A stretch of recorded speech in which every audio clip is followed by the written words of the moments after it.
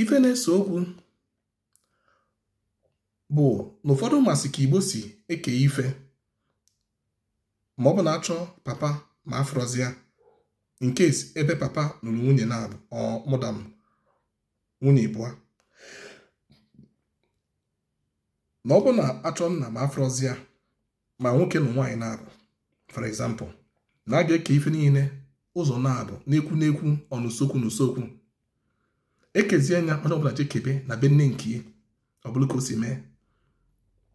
Mana ndị ọchọ okwu pụtazienụ wee bụ na ọfọnwa na-etinye n'ụda dịrọzi na Igbo wee pụtasị na ọbụrụ ka esi eme onye ọbụla dị away na ndị Igbo ekebego ife many years ago, many centuries ago, the same formula na nne na nne n'usokwu n'ekwu na ọ bụ na nwaanyị na nwunye na-abụ ka esi eke ife bụ na ga-eke ụzọ na-abụ n'ekwu n'usokwu na nne na nne.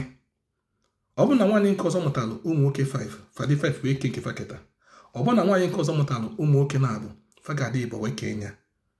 Onye etu aka ndị Igbo ma Cameroon ma Benin many places si eke ife many centuries ago.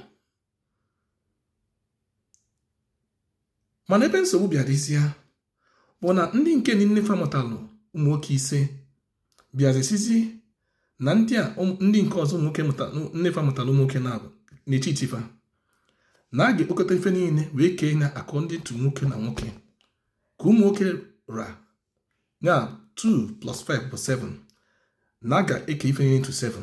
Asị ọ bụrụ eziokwu, ọ bụrụ ka isi eke ife ndị ọbụla melu etu anụnwa obodo wee nabata ya ịma na echitilu ndị nke a mama famata ụmụ nwoke na-abụ esiri etu eke iwu bụ na ga-eke ụzọ na-abụ etu ka ndị be anyị si eke ife na-abụ omenala Igbo and omenala ndị Benin, Cameroon na many countries.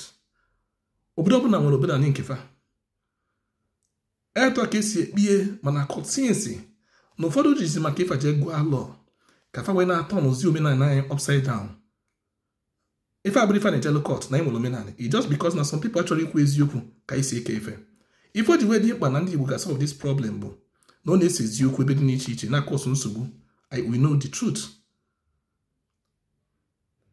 Ana m akpọ ndị Igbo niile ka fatinye aka ọnụ wee fụ na omenala anyị dị ka esi wee nye everywhere na Igbo. Onye ọbụla Igbo stand ya. Without this, ọ ga-afekwara anyị nweta Biafra, because Biafra ga-abịa ma nwee unity, nwee transparency, nwee honesty, stand ya n'eziokwu, anyị ikpe asị, nwee justice. Justice must be done. Daalụnụ.